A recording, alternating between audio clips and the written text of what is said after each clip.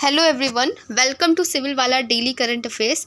आज है 11 जुलाई और डिस्कशन स्टार्ट करने से पहले जैसे कि आपने थंबनेल पे भी देखा होगा कि जो साउथ की एक फेमस एक्ट्रेस है समंथा, वो हाइड्रोजन पेरोक्साइड नेबुलाइज़र की नेबुलाइजेशन की उन्होंने वकालत की और उसी को लेकर के वो सुर्खियों में है और ये विवाद काफ़ी बढ़ता जा रहा है क्योंकि डॉक्टर्स की राय में ये बिल्कुल सही नहीं है और उनका कहना है कि अगर आपको ना पता हो, सही इन्फॉर्मेशन ना हो किसी पर्टिकुलर चीज़ के बारे में, तो वो हमें जो है सर्कुलेट नहीं करनी चाहिए, उसको लेकर के हमें इन्फॉर्मेशन लोगों को ज़्यादा नहीं देनी चाहिए। अब विवाद है क्या, वो देखते हैं कि उन्होंने एक इंस्टाग्राम पे एक पोस्ट साझा की और उन्होंने बताया कि कई सारी दवाओं का जो सहारा लेने के बजाय आप हाइड्रोजन पेरोक्साइड को आंसू जल के मिश्रण के साथ नेबुलाइजेशन करने का आग्रह किया।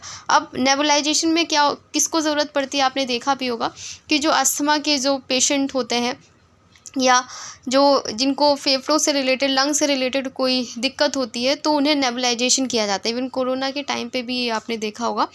तो उसके लिए इन्होंने बोला है कि हम हाइड्रोजन पेरोक्साइड का यूज़ कर सकते हैं, लेकिन डॉक्टर्स की ये मानना नहीं है क्योंकि बहुत सारे जो है डिसएडवांटेज हैं, रिस्क हैं इससे रिलेटेड। अब हाइड्रोजन पेरोक्साइड क्या है उसको भी देख लेते हैं। ये एक एंटीसेप्टिक होता है जिसका उपयोग ऑक्सीकरण और जो कीटाणुनाशक एजेंट के रूप में किया जाता है, ठीक है, और इसका यूज जो है वो ब्लीचिंग एजेंट और कॉस्मेटिक उद्देश्यों के लिए भी किया जाता है। अब देखते हैं, ठीक है, तो ये पूरा जो थी ये विवाद था पूरा जो सुर्खियों में था और जैसा कि डेट है आज की 11 जुलाई और कोर्ट देखते हैं आज का जो अमर्त्य सेन का है। अमर्त्य सेन का कहना है इस कोर्ट में कि किसी भी कंट्री की अगर हमें प्रोग्रेस देखनी है तो ज़्यादातर हम ये देखते हैं कि किसी भी कंट्री का इंफ्रास्ट्रक्चर कैसा है, ठीक है, उसको देख करके हम ये अंदाज़ा लगाते हैं कि वो कंट्री कितनी प्रोग्रेस कर रही है। बट असली जो प्रोग्रेस है किसी कंट्री की वो इस बात से पता चलती है कि जो डेली जो चीज़ें होती हैं जैसे रोटी कपड़ा मकान, इन चीज़ों को लेकर के कितना लोगों के पास में है। कहीं ऐसा तो नहीं है कि जो अमीर है वो और अमीर होता जा रहा है और गरीब होता जा रहा है। तो ये अमर्त्य सेन का कहना था कि अगर किसी भी सोसाइटी को हमें जज करना है तो हमें ये देखना होगा कि जो बेसिक नेसेसिटी है वो लोगों की पूरी हो भी पा रही है या नहीं, ठीक है। तो ये इस कोट का मतलब था, इसे आप अपनी आंसर राइटिंग में भी यूज़ कर सकते हैं। और कल जो क्वेश्चन मैंने देखा था उसका आंसर देख लेते हैं। एलिसा डी एंड्रा माद्राजे को वित्तीय कार्यवाही कार्यबल FATF का अध्यक्ष नियुक्त किया गया है और वह किस देश से हैं? तो इसका आंसर हमारा था ऑप्शन डी, मैक्सिको। आज का पहला क्वेश्चन देखते हैं। केंद्रीय बजट 2024-25 कब पेश किया जाएगा? When will the union budget 2024-25 been presented? Option A है 22 जुलाई, बी है 23 जुलाई, सी है 24 जुलाई और डी है 25 जुलाई। और इसका सही आंसर है हमारा ऑप्शन बी 23 जुलाई। तो 23 जुलाई को होगा। तो अभी क्या था, क्योंकि अभी भी तो बजट एक पेश हुआ था ना 1 फ़रवरी को, तो वो हमारा था अंतरिम बजट जो होता है। और अंतरिम बजट क्या होता है कि जब कोई नई गवर्नमेंट आने वाली होती है तो उससे पहले जो प्रेजेंट गवर्नमेंट होती है उसके द्वारा जो है वो पेश किया जाता है, ठीक है। और इसमें क्या होता है कि किसी भी तरीके की जो अंतरिम बजट होता है इसका जो प्रावधान है वो आर्टिकल 116 में है हमारे, और इसमें किसी भी तरीके की जो है चर्चा नहीं होती है। इस बजट में संसद में बिना किसी चर्चा के पेश किया जाता है और जिसे वोट ऑन अकाउंट के नाम से जानते हैं, और इसमें किसी भी तरीके की नई किसी योजना की घोषणा नहीं की जाती है। और वोट ऑन अकाउंट जो है वो आर्टिकल 116 के तहत है और इसमें क्या होता है कि शॉर्ट टर्म डिमांड जो होती हैं, क्योंकि नई गवर्नमेंट बनने वाली होती है तो जो प्रेजेंट गवर्नमेंट है उसकी कोई डिमांड्स तो होंगी, उसको फुलफिल करने के लिए जो है वोट ऑन अकाउंट का यूज़ किया जाता है, ठीक है। और ये क्या होता है कि इसमें जो भी चुनावी वर्ष होता है उसके 3-4 महीने पहले पेश किया जाता है, जैसे कि इस बार जो है 1 फ़रवरी को पेश किया गया था। अब आप मुझे कमेंट सेक्शन में बताइएगा क्या हमारे कॉन्स्टिट्यूशन में बजट टर्म यूज़ किया जाता है, और अगर नहीं यूज़ किया जाता है तो उसकी जगह क्या चीज़ यूज़ की जाती है, कौन सा टर्म यूज़ किया जाता है और किस आर्टिकल के अंडर में यूज़ किया जाता है। मैंने आपको एंट्रीम जो है वो बताया कि क्या होता है हमारा बजट, और आप बताएंगे कि जो है बजट का प्रावधान किस आर्टिकल के तहत है और क्या बजट ही हम बोलते हैं या कुछ और जो है वर्ड यूज़ करते हैं उसके लिए, नेक्स्ट इसमें देख लेते हैं कि 18वीं लोकसभा है, ठीक है। अलग से पूछ सकते हैं कि कौन सी लोकसभा है, ये हमारी 18वीं लोकसभा है और इसका जो बजट है वो 22 जुलाई से 12 अगस्त तक चलेगा। और इस सत्र के दौरान 23 जुलाई को वित्त मंत्री निर्मला सीतारमण 2024-25 के लिए केंद्रीय बजट पेश करेंगी। और इसके साथ ही सीतारमण लगातार 7 केंद्रीय बजट पेश करने वाली पहली वित्त मंत्री बन जाएंगी। तो आप ये सारा डेटा याद रखिएगा। स्टेटमेंट में जहाँ भी बजट का क्वेश्चन पूछा जा सकता है वहाँ पर ये भी पूछ सकते हैं कि कितनी बार है, कौन सी भी लोकसभा है, इस तरीके का पूछा जा सकता है। नेक्स्ट क्वेश्चन है हमारा, यूनाइटेड किंगडम की पहली महिला वित्त मंत्री कौन बनी? Who has become the first women finance minister of the United kingdom? Option A है राचेल रीव्स, बी है लिज ट्रस, सी है प्रीति पटेल और डी है इनमें से कोई नहीं। तो इसका सही आंसर है हमारा राचेल रीव्स। तो ये ब्रिटेन की पहली महिला वित्त मंत्री है। तो उस हिसाब से देखा जाए जो हमारी निर्मला सीतारमण है वो 2019 से जो हमारी, आपने देखा भी 7 साल से वो जो हमारी फाइनेंस मिनिस्टर है, तो हम ज़्यादा ही प्रोग्रेसिव हुए। जबकि ब्रिटेन की तो हम कॉलोनी भी रहे हैं और वहाँ पे अब जा कर के फाइनेंस मिनिस्टर बनी है फीमेल। तो ये प्राउड मोमेंट भी है हमारे लिए भी और ब्रिटेन के लिए भी है कि वहाँ पे उन्होंने महिलाओं को आगे रखा है और हमारे लिए भी है। यूनाइटेड किंगडम में कीर स्टारमर की नेतृत्व वाली नई सरकार का गठन कर दिया गया है। स्टारमर ने राचेल रीव्स को देश की पहली महिला वित्त मंत्री के रूप में नियुक्त किया है। रीव्स ब्रिटेन की राजकोष की पहली महिला चांसलर बनी है।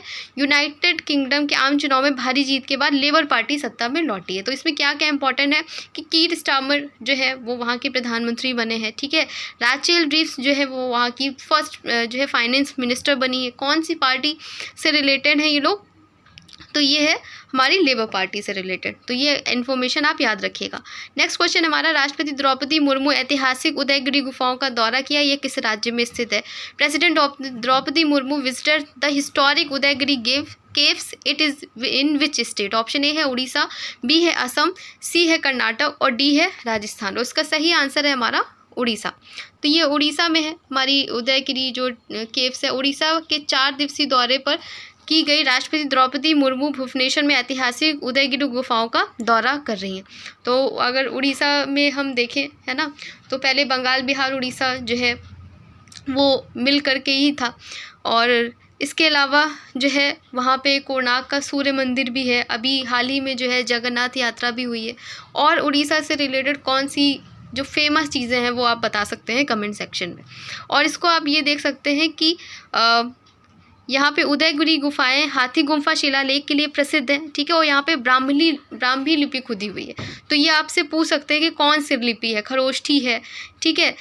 तो यहाँ पे ब्राह्मी लिपि खुदी हुई है। शिलालेख जैन डोमोकार मंत्र से शुरू होता है और उड़ीसा के प्राचीन नाम कलिंग के एक महान राजा खारवेल द्वारा किए गए विभिन्न सैन्य अभियानों को दर्शाता है, ठीक है। तो ये एक्स्ट्रा इन्फॉर्मेशन थी जो आपको याद रखनी है।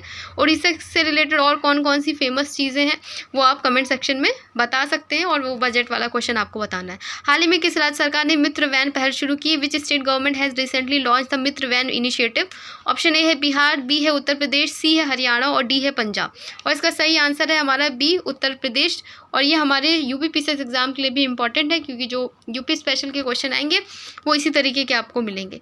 उत्तर प्रदेश की योगी आदित्यनाथ सरकार ने उत्तर प्रदेश और नेपाल की सीमा पर वृक्षारोपण जन अभियान 2024 के हिस्से के रूप में मित्र वन शुरू करने की घोषणा की है। इस पहल के लिए कम से कम 35 वन प्रभाग मित्र वैन की स्थापना के लिए स्थानों की पहचान की जाएगी।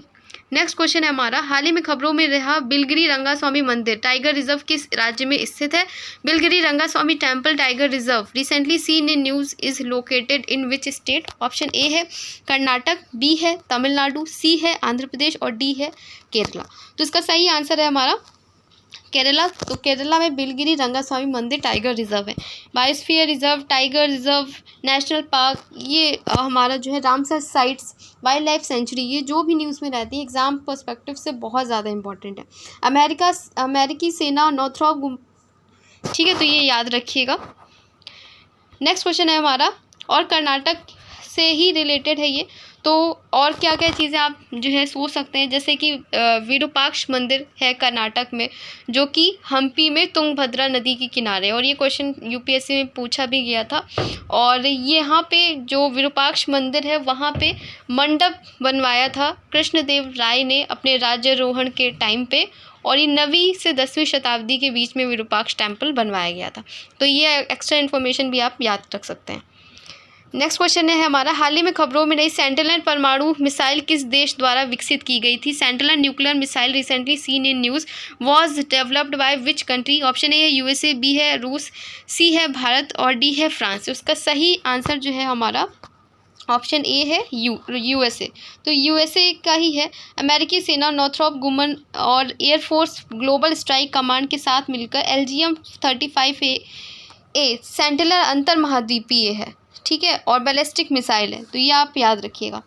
नेक्स्ट क्वेश्चन है हमारा, हाल ही में समाचारों में उल्लेखित रीजनरेटिव ब्रेकिंग का प्राथमिक कार्य क्या है? What is the primary function of regenerative braking recently mentioned in news? Option A है वाहन की गति को बढ़ाने के लिए, बी है गतिज ऊर्जा को विद्युत शक्ति में परिवर्तन के लिए, सी है ईंधन के दहन को बढ़ाने के लिए और डी है इंजन को ठंडा करने के लिए। तो ये जो है हमारा गतिज ऊर्जा को विद्युत जो है शक्ति में परिवर्तित करने के रिलेटेड है, ठीक है। तो इसमें क्या होता है कि हाइब्रिड और पूर्ण इलेक्ट्रॉनिक वाहनों में पाया जाने वाला पुनर्योजी ब्रेकिंग वाहन की उच्च वोल्टेज बैटरी को चार्ज करने के लिए ब्रेकिंग से गतिज ऊर्जा को विद्युत ऊर्जा में बदलने से रिलेटेड है, ठीक है। तो ये याद रखिएगा, kinetic energy from breaking into electrical power. Next question है हमारा, हाल ही में समाचारों में रही पंचगंगा नदी किस नदी की सहायक नदी है? Panchganga river recently seen in news is a tributary of which river? Option A है नर्मदा, बी है कृष्णा, बी है गंगा, सी है कृष्णा और डी है कावेरी। और इसका सही आंसर है हमारा ऑप्शन सी कृष्णा। तो ये जो गंगा नदी है किसकी सहायक नदी है? कृष्णा की है। और कृष्णा जो है नदी कहाँ से निकलती है? महाराष्ट्र के महाबलेश्वर से निकलती है। प्रायद्वीपी भारत की दूसरी सबसे बड़ी नदी है। और इसकी जो कौन कौन सी सहायक नदियां हैं वो है तुंगभद्रा है, कोयना है, घाट प्रभा है, मालप्रभा है और आपने देखा क्वेश्चन में ये पंचगंगा नदी भी कृष्णा की सहायक नदी है। तो कोल्हापुर में पंचगंगा नदी का जल स्तर बढ़ रहा है और जल्द ही ये 39 फीट के चेतावनी स्तर को पार कर सकती है। जो महाराष्ट्र के चिखली तालुका में प्रयाग संगम पर सह्याद्री पर्वत से निकलती है, 5 नदियों के संगम से बनती है, कसारी, कुंभी, तुलसी, भोगवती और सरस्वती। क्योंकि ये न्यूज़ में है, आपसे ये जो है नदियाँ पूछी जा सकती हैं। और अगर हम देखें, अगर नर्मदा के बारे में देखें तो नर्मदा कहाँ से निकलती है? अमरकंटक से निकलती है। और जो इसकी सहायक नदियाँ हैं जैसे तवा है, हिरन है और संग है, गंजाल है, ठीक है। गंगा की अगर हम बात करें तो गंगा जो है वो गंगोत्री हिमनद से निकलती है और गंगोत्री हिमनद से भागीरथी नदी निकलती है और देव प्रयाग में अलकनंदा से मिलकर संयुक्त रूप से इसको गंगा बोला जाता है। अगर हम जो है कावेरी की बात करें तो कावेरी जो है वो कर्नाटक की ब्रह्मगिरी पहाड़ी से निकलती है और इसकी सहायक नदियाँ कौन सी है? हेमावती है, अमरावती है, काबिनी है। और ये दूसरा सबसे बड़ा जल प्रपात भी बनाती है शिव समुद्रम, ठीक है। अगर हम गोदावरी की बात करें तो गोदावरी जो है महाराष्ट्र के नासिक से निकल के त्र्यंबकेश्वर से निकलती है और इसकी सहायक नदियाँ कौन सी है? वर्धा, पेनगंगा, वेनगंगा, ठीक है। तो ये कुछ एक्स्ट्रा इन्फॉर्मेशन थी जो आप याद कर सकते हैं स्टैटिक पोर्शन के फॉर्म में। नेक्स्ट क्वेश्चन है हमारा, समाचार रिपोर्टों में कभी कभी ब्रासीलिया घोषणा का उल्लेख किया गया, ये घोषणा निम्नलिखित में से किस क्षेत्र से जुड़ी है?